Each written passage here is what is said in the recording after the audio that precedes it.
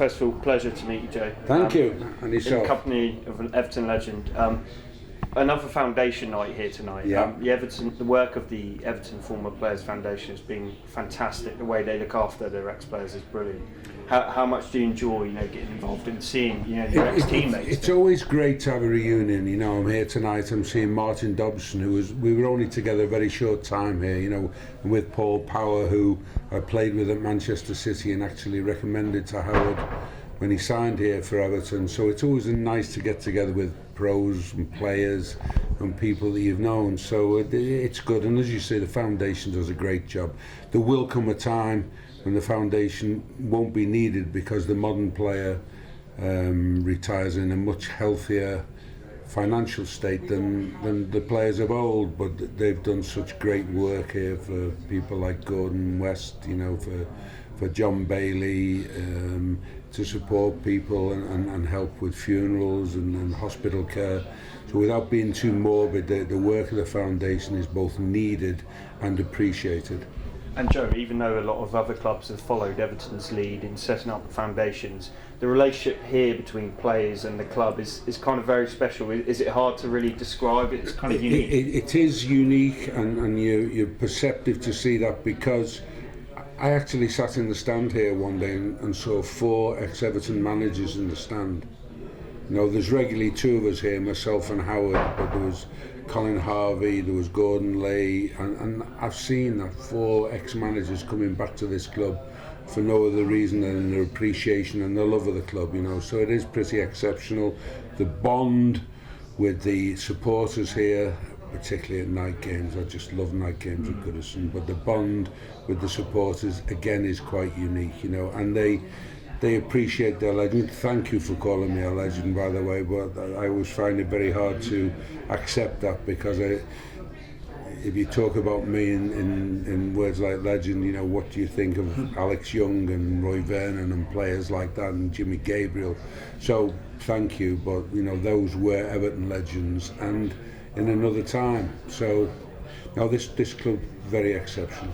And Joe, when you made your debut as a teenager, I think it was in 1966 when you were first coming through, did you ever think you'd go on to achieve what you did for Everton? And obviously win the league title and play in an FA Cup final, which...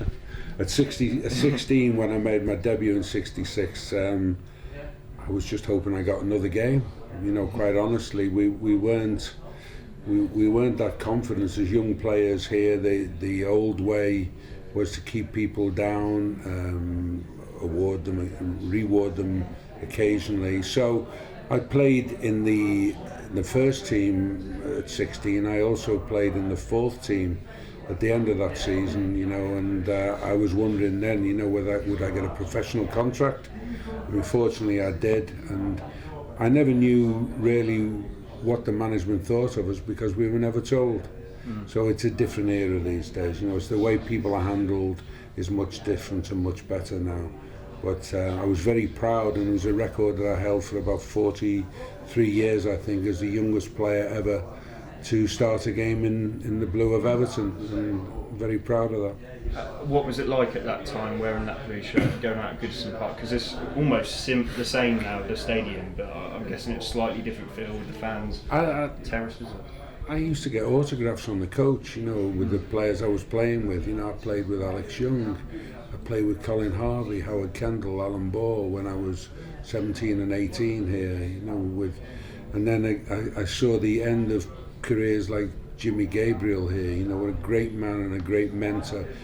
Brian LeBone, my captain, I love the man, I miss him immensely. And that's when we have these nights, when we have our foundation nights. I think of people like that, like Alan Ball. I saw him at a foundation do maybe 2 weeks before he passed away, and I miss him, and I miss Brian and Westy, my mates. They were so good to me as a young kid. So your original statement about this foundation is true. It's exceptional, and we're proud of it. And Joe, just to wrap up really on bringing it slightly forward a couple of decades to your management of the club. Yeah. And obviously the cup win in '95 stands out, but the way you galvanised the troops and from a relegation battle to beating Liverpool and then staying up as well.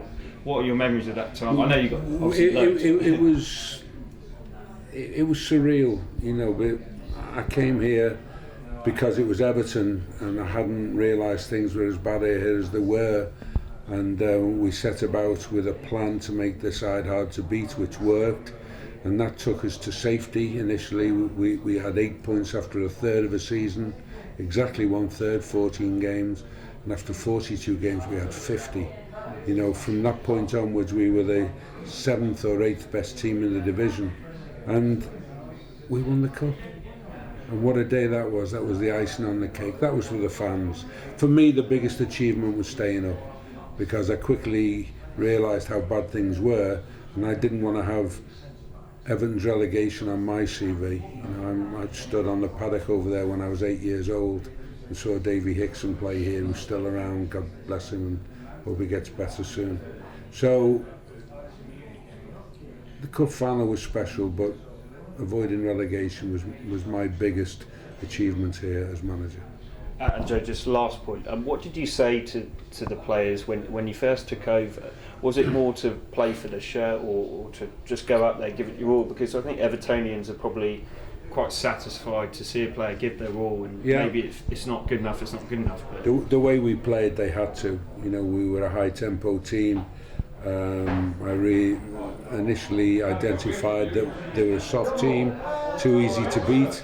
So we set about making them hard to beat in a hard-working fashion, and that's what the fans appreciated. The tag of Dogs of War came later on, and the fans embraced it at the time. They really did. They loved having a side who bonded with them, and we did, and I'm very proud of that. Joe, it's been an absolute pleasure. Thank you.